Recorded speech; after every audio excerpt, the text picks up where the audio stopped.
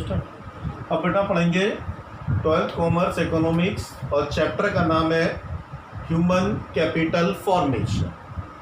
ये चैप्टर किसी भी कंट्री के लिए, किसी भी इकोनॉमी के लिए बहुत ही यूज़फुल चैप्टर है, क्योंकि किसी भी कंट्री के पास रिसोर्सेज कितने भी हों, किसी भी कंट्री के पास कितने भी अच्छे रिसोर्सेज क्यों ना हो, नेचर ने उसे कितने ही रिसोर्सेज क्यों ना दिया हो, लेकिन अगर वहाँ पर स्किल्ड पर्सन्स नहीं है, एजुकेशन नहीं है, हेल्थ केयर फैसिलिटीज़ नहीं है, तो ऐसा कंट्री अपने रिसोर्सेज का यूटिलाइज नहीं कर पाएगा।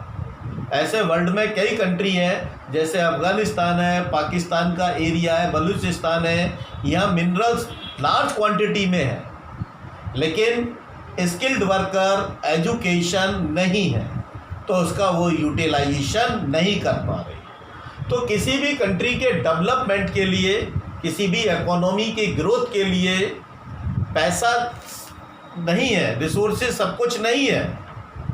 किसी भी कंट्री को डेवलप करते हैं वहाँ के लोग, वहाँ के ह्यूमन, किसी भी फैमिली को आगे बढ़ाते हैं वहाँ के बच्चे, उनके चिल्ड्रंस।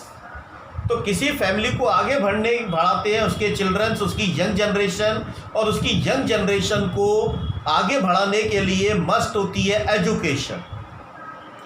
तो इस चैप्टर के अंदर हम पढ़ेंगे ह्यूमन कैपिटल फॉर्मेशन, क्योंकि ह्यूमन मनुष्य भी हर कंट्री का एक कैपिटल है।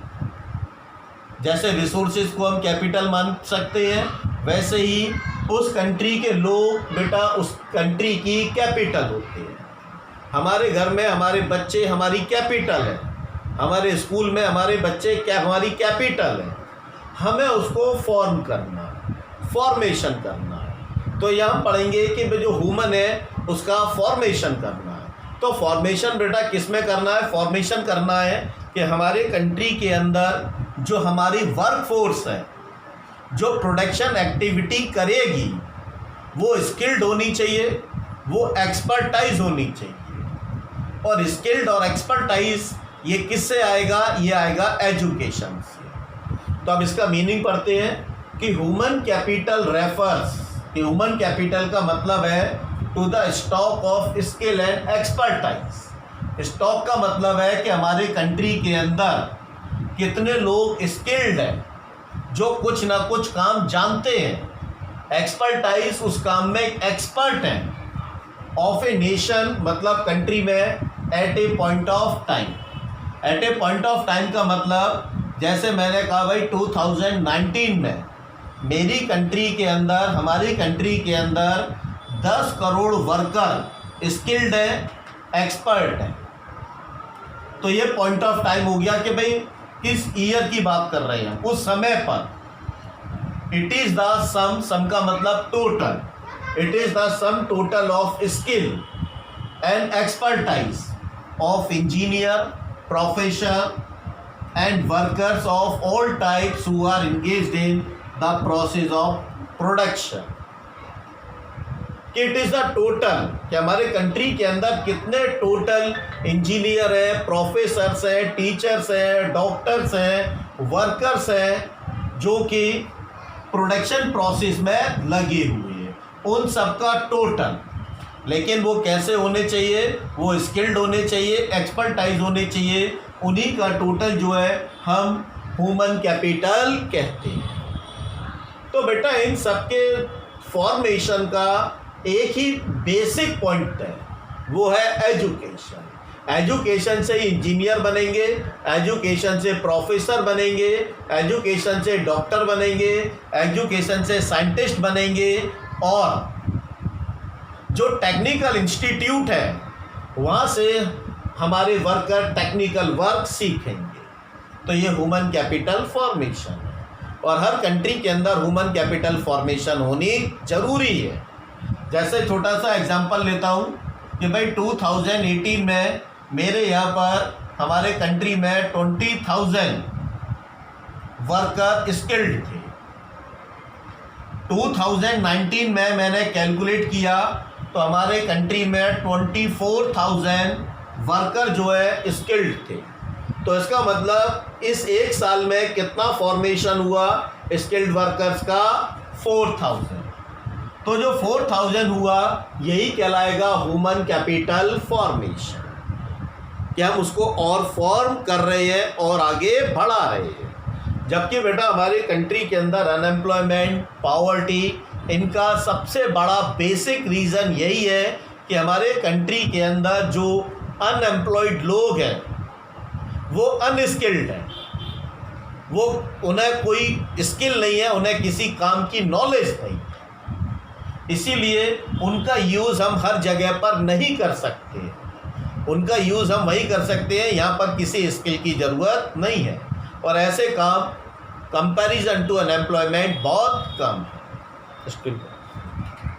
तो ये मीनिंग हो गया sources of human capital formation, कि वो कौन कौन से सोर्सेज हैं जहाँ से हम अपने कंट्री की ह्यूमन कैपिटल को फॉर्म कर सकते हैं, उसको स्किल्ड कर सकते हैं।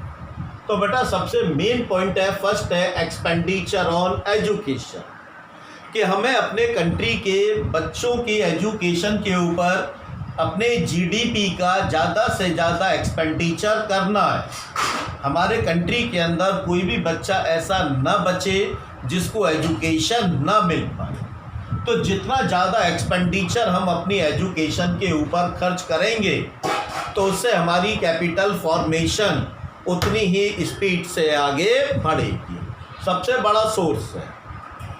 सेकंड सोर्स है expenditure on health. Expenditure on health का मतलब है बेटा कि जब हमारे कंट्री के लोगों की हेल्थ अच्छी होगी, उन्हें कोई डिजीज़ नहीं होगी, एक साउंड माइंड होगा, तो ज़्यादा प्रोडक्शन हम कर सकते हैं।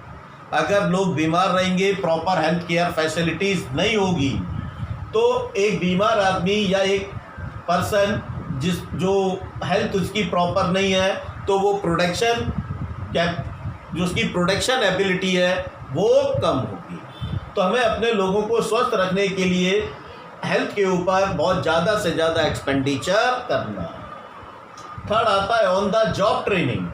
ऑन द जॉब ट्रेनिंग का मतलब होता है कि जब आप कहीं जॉब कर रहे हो, वर्क कर रहे हो और साथ में आपको ट्रेनिंग भी मिल रही है, तो बेटा यहाँ पे हमें थोड़ी सी सैलरी या वेजेस कम मिलती है। क्यों कम मिलती है? क्योंकि हम दोनों काम कर रहे हैं, वर्क कर रहे हैं, जॉब कर रहे हैं, तो सैलरी मिलेगी। कम क्यों मिलेगी? क्योंकि साथ में हम ट्रेनिंग भी ले रहे हैं, उस काम को सीख भी रहे हैं। तो हमें अपने कंट्री के अंदर ऑन द जॉब ट्रेनिंग को बढ़ाना होगा कि जो अनस्किल्ड हैं उनको जॉब के दौरान ही हमें स्किल्ड करना है। नेक्स्ट आता है study programmes for adults. Study programme for adults का मतलब होता है कि वो लोग जो अब 30 साल, 35 साल, 40 साल, 50 साल के हो चुके हैं, जिनको स्कूल, कॉलेज, यूनिवर्सिटी की एजुकेशन की ज़रूरत नहीं है, लेकिन वो लोग पढ़े लिखे नहीं हैं, तो गवर्नमेंट और एनजीओ अपने प्रोग्राम चलाते हैं कि भाई रात को ऐसे लोगों को कि दिन में तो वो लोग काम करते हैं, तो रात में उनको 1 घंटा, आधा घंटा उनको इतना पढ़ाया जाए कि कम से कम वो न्यूज़पेपर, बुक्स और मैगजीन्स को पढ़ सके। अडल्ट्स का मतलब है बेटा जिन लोगों की अब एज एजुकेशन की निकल चुकी है,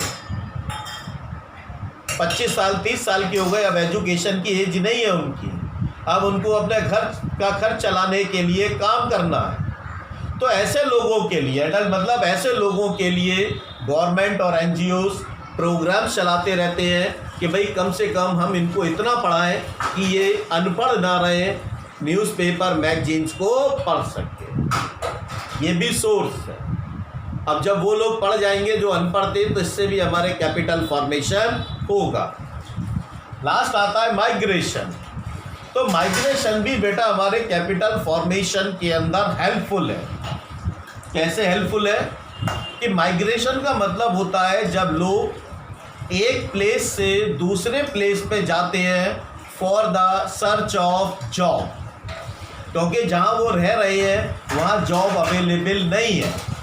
अब वो दूसरे शहर में जा रहे हैं जॉब करने के लिए, तो इससे ह्यूमन कैपिटल फॉर्मेशन होता है। कैसे होता है कि जब वो दूसरे शहर में जा रहे हैं तो जहाँ पर उनकी जो एबिलिटी थी, जो उनकी कैपेसिटी थी, वो यहाँ यूटिलाइज नहीं हो पा रही थी क्योंकि यहाँ जॉब नहीं था।